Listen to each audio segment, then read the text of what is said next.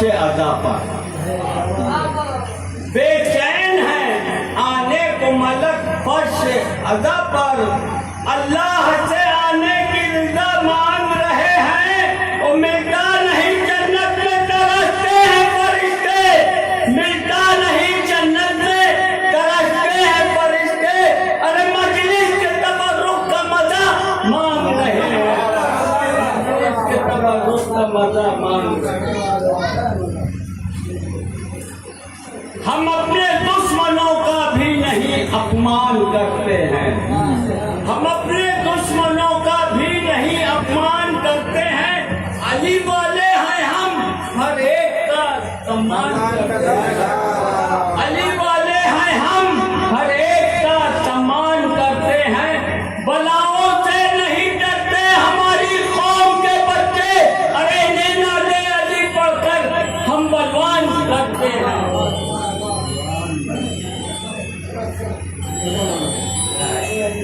حمزہ نہیں پڑھیں گے۔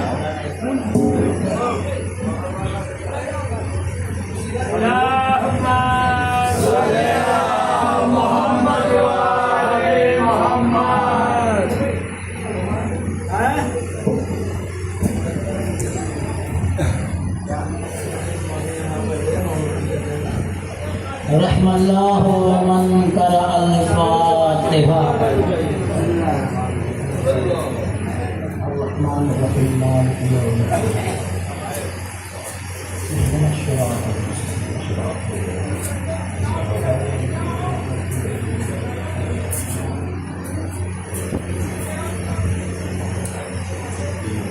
لا حول ولا قوة إلا بالله العلي العظيم۔ حسبنا الله ونعم الوكيل، نعم المولى ونعم النصير۔ أعوذ بالله من الشيطان الرجيم، بسم الله الرحمن الرحيم۔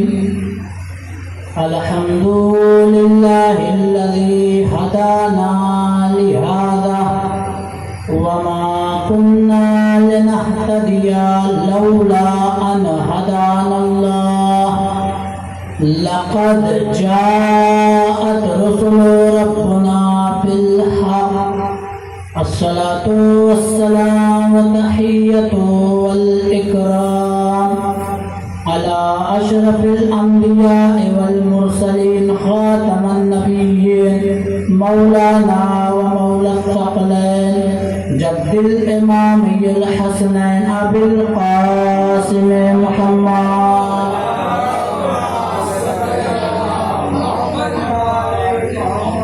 وعلى أهل بيته الطيبين الطاهرين المعصومين المظلومين المنتخبين المنتجبين، ولعنة الله على أعدائهم أجمعين من الآن إلى قيام يوم الدين، أما بعد، فقد قال الله تبارك وتعالى في محكم الكتابه الكريم، وهو أصدق الصادقين وقوله الحق، بسم الله الرحمن الرحيم، إن الدين عند الله الإسلام۔ صلوات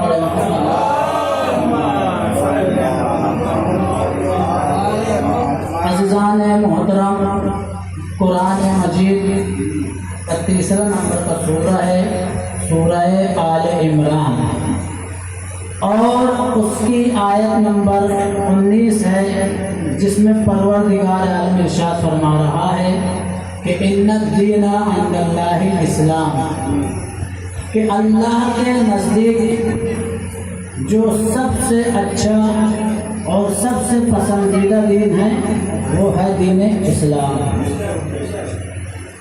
اگر اس دنیا میں آپ نظر کریں تو بہت سارے دین ہیں، عیسائیوں کا دین ہے، یہودیوں کا دین ہے، سکھوں کا دین ہے، ہندوؤں کا دین ہے، لیکن اتنے سارے مذاہب میں اللہ نے کسی کو پسند کیا ہے تو دین اسلام کو پسند کیا ہے۔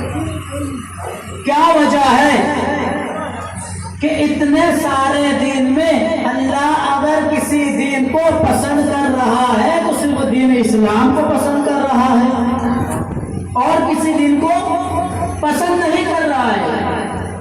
جب ساتویں امام حضرت امام موسیٰ کاظم علیہ السلام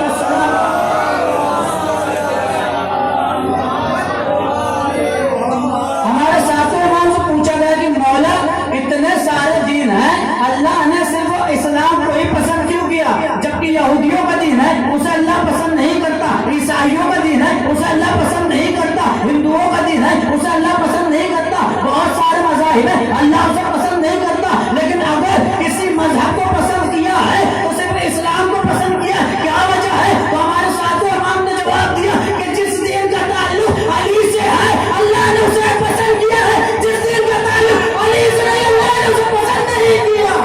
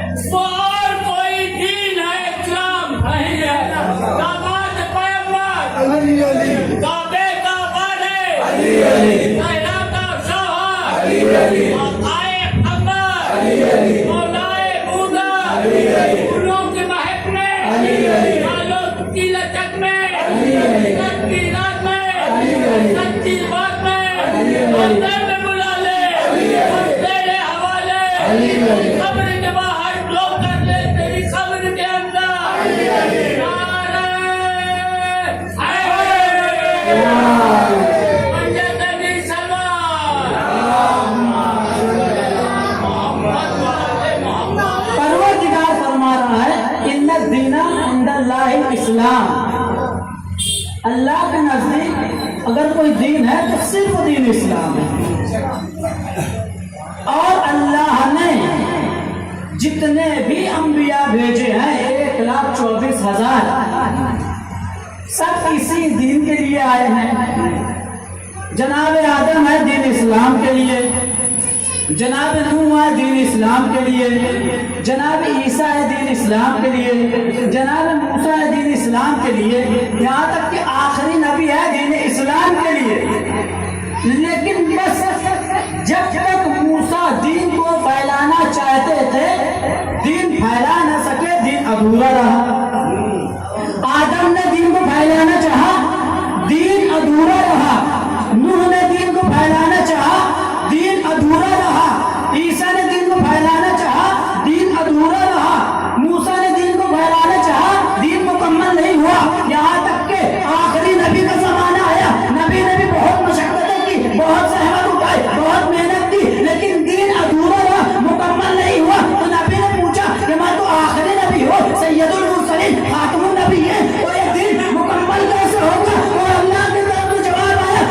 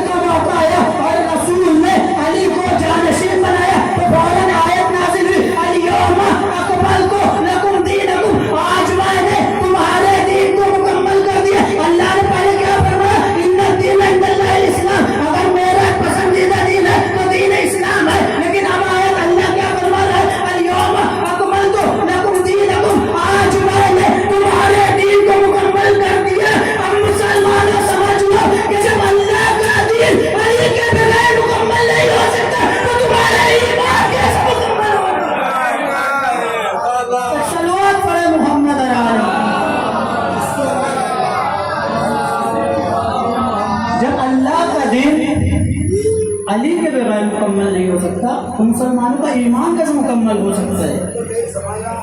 لہذا آیت پر غور کریے گا.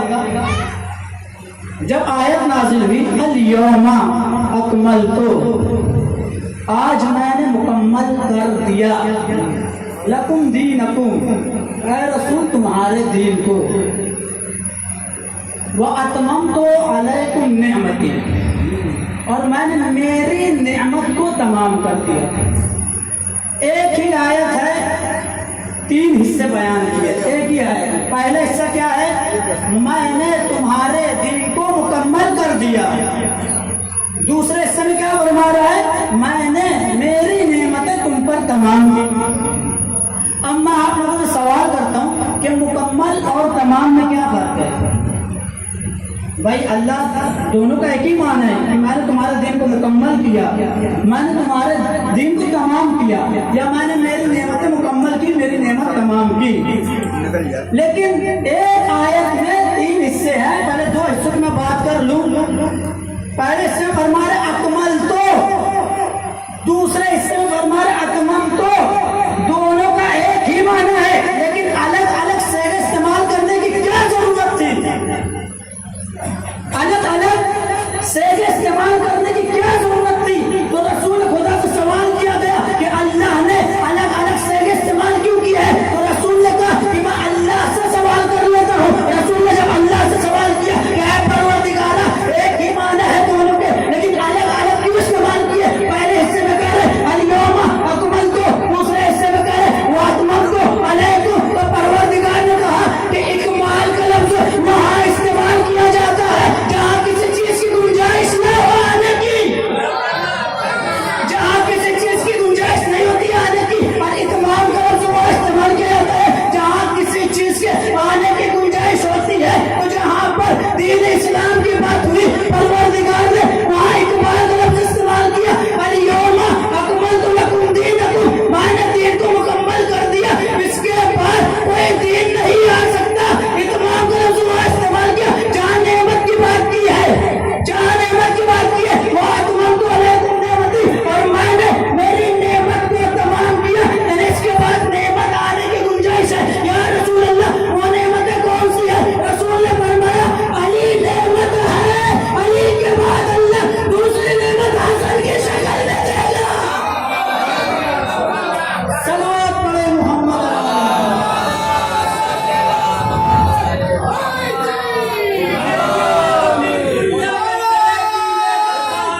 آیا ہے اب عرش نعمت پر گویا کعبے میں ستارہ آیا ہے. کہتے ہیں ملک سب خوش ہو کر اب دست نبی پر ہے حیدر، آغوش لہر میں دیکھو قرآن کا پارا آیا ہے. سارے حیدرے سنتنی سلوہ.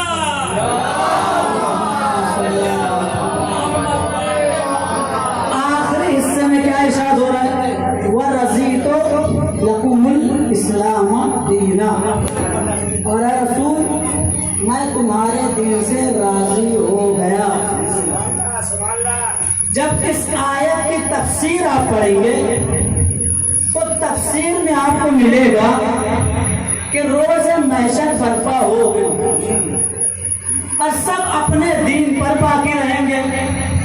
اے اللہ، میں تو عیسائی تھا، میرے دین سے راضی ہو جا. یہودی لوگ کہیں گے کہ میں تو مسیحی، ہم یہودی کہیں گے کہ ہم جو تھے اپنے دین پر باقی تھے، ہمارے دین سے راضی ہو جا. لیکن اللہ روز محشر بھی یہی کہے گا کہ میں اگر راضی کل ہوا تھا دنیا میں تو دین اسلام سے ہوا تھا، اور محشر میں بھی اگر راضی ہوگا تو صرف اسلام سے ہی ہوگا. تو لوگ سوال کریں گے کہ ہمارے دین سے راضی کیوں نہیں ہے؟ تو اللہ ارشاد فرمائے گا کہ جس دین میں علی نہیں میں اس سے راضی نہیں،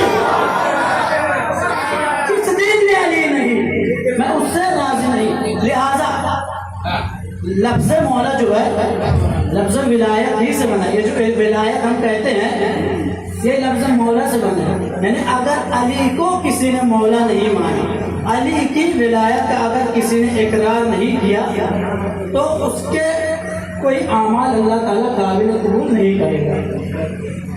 یہاں تک کہ رسول ارشاد فرماتا ہے اگر کسی شخص کو اللہ تعالیٰ قیامت تک کی زندگی دے دے اور اس کے دل میں ولایت علی نہ ہو اور تا قیامت وہ نمازیں پڑھتا رہے، روزے رکھتا رہے، حج کرے اور کرائے، اللہ تعالیٰ نہ اس کے حج کو قبول کرے گا، نہ نماز کو قبول کرے گا، نہ روزے کو قبول کرے گا۔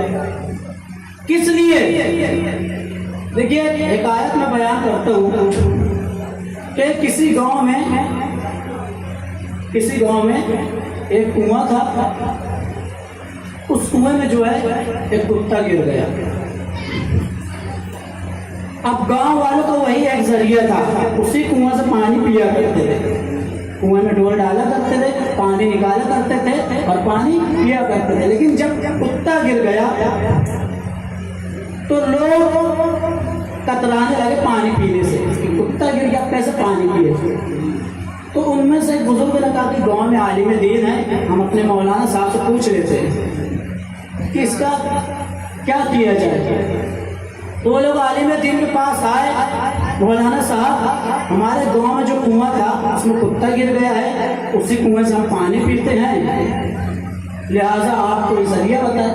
مولانا صاحب نے کہا اتنی سی بات ہے، آپ 40 ڈول پانی بھر کے نکال کے پھینک دیں، کنویں کا پانی پاک ہو جائے۔ ہمارے وہاں شریعت بھی یہ کہہ رہی ہے، مسئلہ ہے کہ اگر کسی کنویں میں کتا گر جائے تو 40 ڈول بھر کے نکال کے پھینک دیا جائے، کنویں کا پانی پاک ہو جائے گا۔ تمام گاؤں والے خوش ہو گئے کہ ہمارے کنویں کا پانی پاک ہو جائے گا۔ گئے اور کنویں سے 40 ڈول پانی بھر کر نکالا، اور جب 40 ڈول نکال لیے تو تب بھی وہ لوگ کترا رہے تھے، تو انہوں نے 10 ڈول ایکسٹرا نکال لی، 50 ڈول۔ اب ان کو اطمینان ہو گیا کہ 40 سے زیادہ ہی نکال لیا ہم نے، لیکن تب بھی کوئی پانی پینے کے لیے راضی نہیں تھا۔ تو گاؤں کا جو بزرگ تھا اس نے کہا کہ پہلے ہم مولانا صاحب کو پلاتے ہیں، اگر وہ پی لیں گے تو ہم پینا شروع کر دیں گے۔ انہوں نے اس کنویں سے ایک گلاس پانی بھر کے نکالا اور مولانا صاحب کے پاس ہے کہ مولانا صاحب آپ نے 40 ڈول نکالنے کہا تھا، ہم 50 ڈول نکال کے پھینک دیے ہیں، اب یہ پانی پاک ہوا یا نہیں؟ مولانا صاحب نے کہا ٹھیک ہے پاک ہو گیا۔ تو کہا پہلے آپ پیجیے اس کے بعد ہم پئیں گے۔ مولانا صاحب نے کہا کوئی مشکل نہیں ہے، پی لے تو کوئی مشکل نہیں ہے۔ مولانا صاحب نے جب وہ پانی پینا شروع کیا، اچانک مولانا صاحب کی نظر گلاس کے اندر پڑی، اس کے اندر کتے کا ایک بال نظر آیا، اس کے اندر کتے کا ایک بال نظر آیا۔ تو مولانا صاحب رک گئے اور ایک سوال کیا، پہلے مجھے یہ بتاؤ کنویں سے کتے کو نکالا تھا یا نہیں؟ غور کیجیے گا، مولانا صاحب نے کہا کہ کنویں سے کتے کو نکالا تھا یا نہیں؟ وہ نادان لوگ کہنے لگے ارے آپ نے تو صرف 40 ڈول کہا تھا، کتا تو کہا ہی نہیں تھا نکالنا، آپ نے صرف 40 ڈول پانی نکالنے کہا تھا، کتا نکالنا نہیں کہا تھا۔ تو مولانا صاحب غضبناک ہو گئے اور ایک جملہ کہا کہ تمہارے کنویں کا پانی اس وقت تک پاک نہیں ہوگا جب تک اس کنویں سے کتے کو نہیں نکالو گے۔ اور سمجھ لینا دنیا کہ جب تک تم اپنے دل سے بغض علی کا کتا نہیں نکالو گے تمہارا کوئی عمل قبول نہیں ہوگا۔ ایک صلوات پڑھے محمد علیہ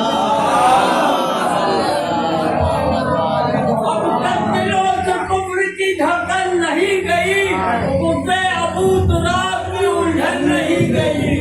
اس دور میں بھی بدعت حیدر کا بھوت ہے اور رسی تمام جل گئی ہے، ڈھل نہیں گئی۔ نعرہ حیدر تنی سلوار۔ مولانا صاحب نے یہی فرمایا، ان کا کتے کو نکالے بغیر تا قیامت پانی نکالتے ہو کنویں سے، کنویں کا پانی پاک نہیں ہوگا۔ اگر بغض علی اپنے دل سے نہیں نکالو گے تو تا قیامت نماز پڑھتے رہو، اللہ قبول کرنے والا نہیں ہے۔ اور یاد رکھیے گا یہ بغض بہت بری بیماری، اس کو کوئی علاج بھی نہیں ہے۔ دنیا میں کوئی ایسا طبیب بھی نہیں آیا ہے کہ جو بغض علی کا علاج کر سکے۔ دیوبند کے ایک بہت بڑے عالم دین تھے، اہل سنت کے، مولانا مفتی محمد اسماعیل، مفتی محمد اسماعیل۔ وہ تقریر کر رہے تھے اور تقریر کرتے کرتے اتنا بغض تھا ان کے دل میں کہ اپنی تقریر کے درمیان ہی نعوذ باللہ مولا کائنات کے لیے نازیبہ الفاظ ادا کیے۔ جب نازیبہ الفاظ ادا کیے تو وہاں کے جو شیعہ لوگ تھے اہل تشیع، انہوں نے مولانا مفتی محمد اسماعیل پہ کیس کر دیا۔ جب کیس کیا ہے تو آپ کو پولیس وہاں کی جو تھی آئی اور ان کو جیل میں بند کر دیا۔ 6 مہینے کے بعد جب یہ مفتی دوبارہ چھوٹے ہیں جیل سے اور رہا ہو کر اپنے گاؤں آئے تو ان کے شاگرد نے کہا کہ اے مولانا صاحب، شیعہ لوگ اتنا بغض رکھتے ہیں آپ کے لیے کہ آپ پر کیس کر دیا، لہٰذا آپ اور علی کے خلاف پڑھیے گا۔ تو مولانا نے مرتبہ توبہ کی کہ نہیں، میں علی کے خلاف نہیں پڑھ سکتا۔ تو ایک مطلب اس کے شاگرد نے پوچھا کیوں، ایسی کیا وجہ ہے کہ تم علی کے خلاف نہیں پڑھو گے؟ تو ایک مطلب مولانا نے کہا کہ جب علی کے خلاف میں دنیا میں پڑھا تو دنیا میں 6 مہینے کی سزا ہوگی، مگر آخرت میں اللہ کتنی سزا دے گا؟ صلوات پڑھے محمد جب علی سے بغض رکھنے کی سزا دنیا میں 6 مہینہ ملی ہے تو آخرت میں اللہ تعالیٰ کتنا سزا دے گا؟ لہٰذا اسی لیے کہتے ہیں کہ اپنے دلوں سے بغض علی کو نکالو۔ اور کیونکہ آج 2 محرم ہو چکی ہے، میں نے جہاں مصائب کو چھوڑا تھا اسی کے آگے سے میں مصائب کو روا دوا رکھوں گا۔ جب 2 محرم کو حسینی قافلہ وارد کربلا ہو گیا اور امام حسین نے جب قدم رکھا کربلا میں تو کسی شاعر نے کہا ہے کہ امام نے جب قدم رکھا تو کسی شاعر نے کہا کہ امام نے کہا اے فاتح خیبر بدر و حنین ہوں میں، اے فاتح خیبر بدر و حنین ہوں میں، اے زمین کربلا رحم کر حسین ہوں میں، اے زمین کربلا رحم کر حسین ہوں میں۔ لہٰذا آپ نے مصائب کو سنا ہے کہ جب حسین وارد کربلا ہو گئے اور زینب کو اپنا